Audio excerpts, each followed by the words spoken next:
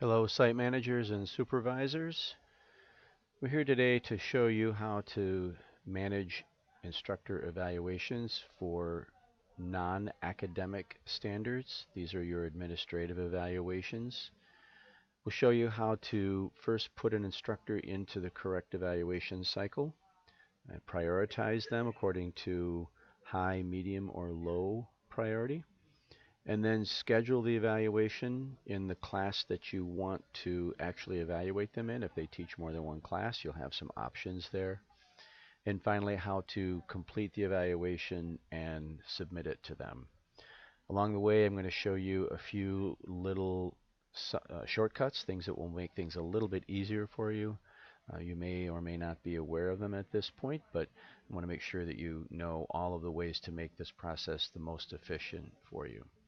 I'm going to be using Bob Muldoon's account today so that we can replicate an experience that's very similar to yours, and you'll only see instructors that are assigned to you or to your site. We'll be working with green instructors in this case, but the experience that you see in this video will be very similar to the experience that you have. So after we log in, the first thing we want to do is go to the staff menu and select instructors from the drop down. And the default type of evaluation or observation, it's called in this case, is process observations. We want to start by going to instructor management instead. After you select this, you have two ways to go about assigning your instructors to the correct cycle. You can first do just a blank search, not put any names in this text box here, and make sure that you're on the correct site manager dropdown. In this case, we're on green. You can see that all of the sites are available, but we don't really want to have you look at everyone.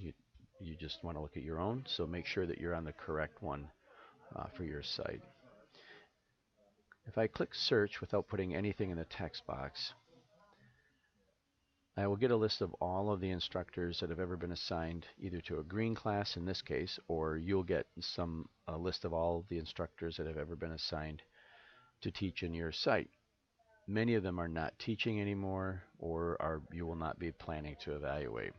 You can see that the process takes a little bit of time to load the entire list, but here is a list of all of the instructors who ever taught a green class. Not all of them are teaching right now, so if Bob were to go ahead and put them into the cycle, he'd be spending a little bit of time going through this list and trying to find the ones that are currently teaching.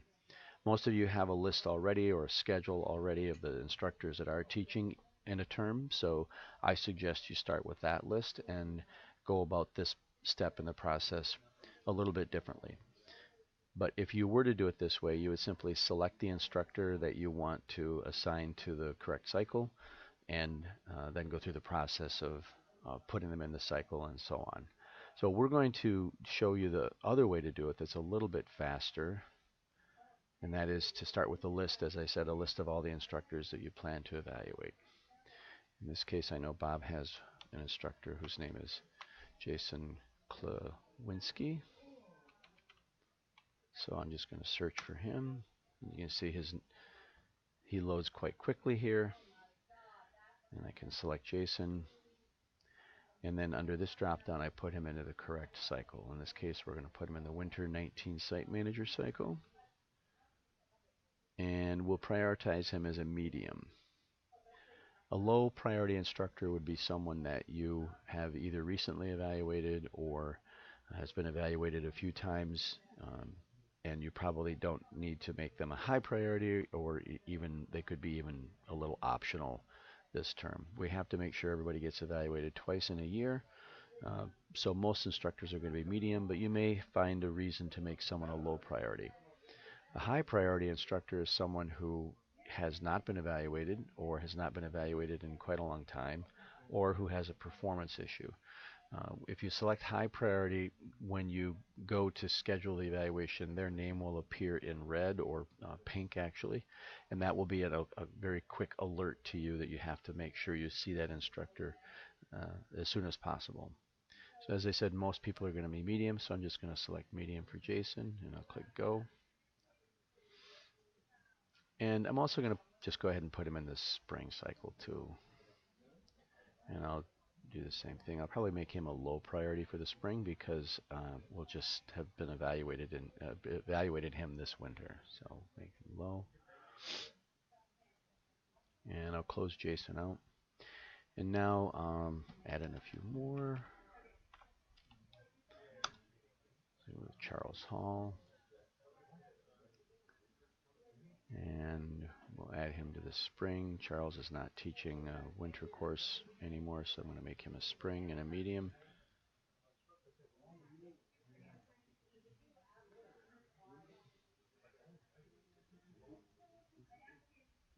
Didn't change this to green. I probably should have done that, so we'll change that to green. And now I'll add in another one. Todd Rogers. Make a spring, medium. Actually, I'll make him a high just so you can see what that looks like.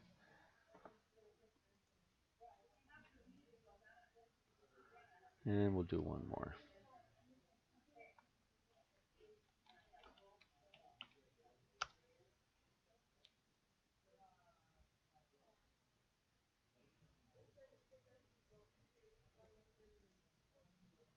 Okay.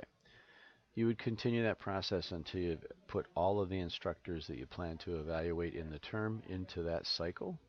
And once you're done, you go out of the instructor management menu and go into schedule. So again, you can do this a couple of ways. You could go ahead and do a blank search. You could also just enter the names of the instructors that you plan to evaluate on a given day or week. That will be a little bit faster, but actually once we put all of the instructors into the right cycle, loading this list will be much faster because you'll only see the instructors that you've put into the cycle, not all the instructors that have taught at your site. So I'll just go ahead and do that. Click search. And here you see Jason on the list. I'm going to add him now. I'm going to schedule his evaluation for this particular class.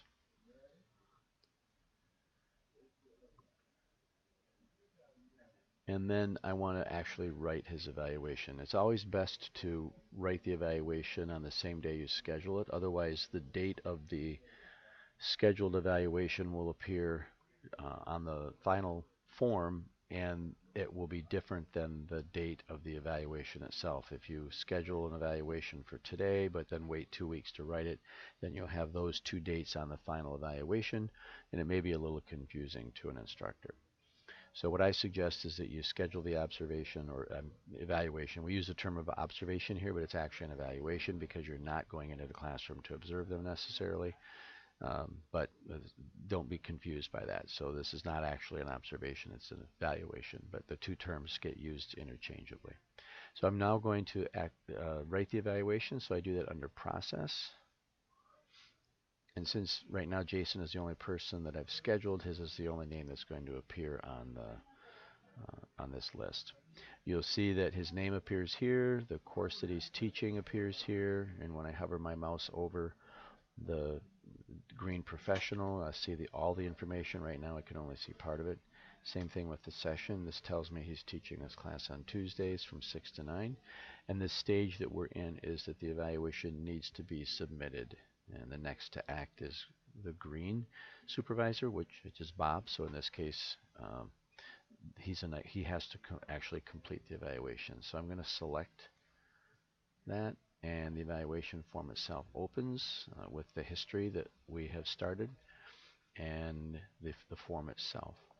You can select the ratings that you want to give to all of the standards by choosing this drop down and applying the same one to each standard, which is fine if everyone's going to get the same, or every standard gets the same rating, but sometimes we need to give a different rating to some of them. So I'm just going to change a couple here randomly, and we'll say this one's NA because say this instructor does not use ADP.